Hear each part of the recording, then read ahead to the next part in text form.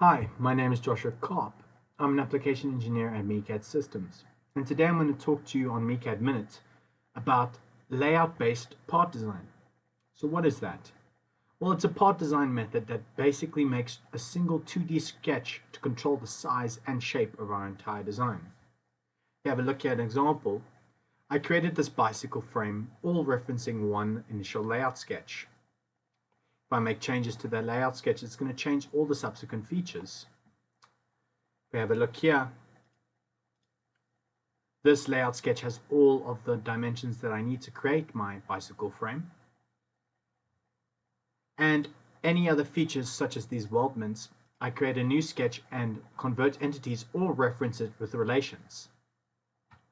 This will make sure that I have one initial sketch that controls my entire design and any subsequent features down the line.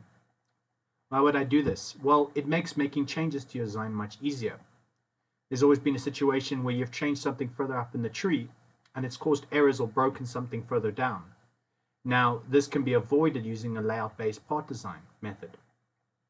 You can make changes to the size and shape of your design or features, and you can create other features based off of this first layout design. This can help if you delete other features or delete pieces or delete edges that you're referencing that you won't have this reference issues. What's also nice about this is you can actually make changes to the design on the fly using Instant 3D. I can press on this and drag on the little blue drag handles and change the design in real time. I can modify the design to how I like it and watch it change as I go.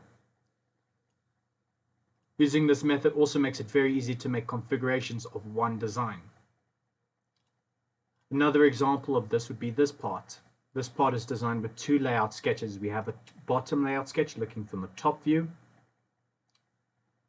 and we have a side sketch for the side profile. Now all the parts follow along from that. The first feature is an extruded boss from the side profile. I add two bosses on each end based off of the bottom profile.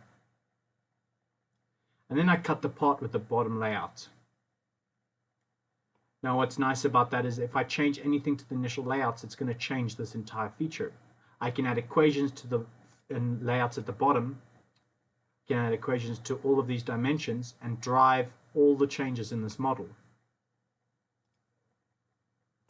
And I can also use my Instant 3D to change it how I like.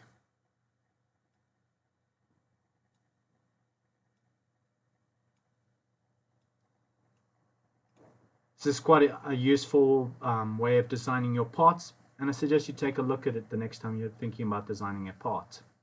It can really help you down the line when you're going to make configurations or going to have to make a lot of changes to your part as you iterate through the design. Thanks for listening, and I hope that helped.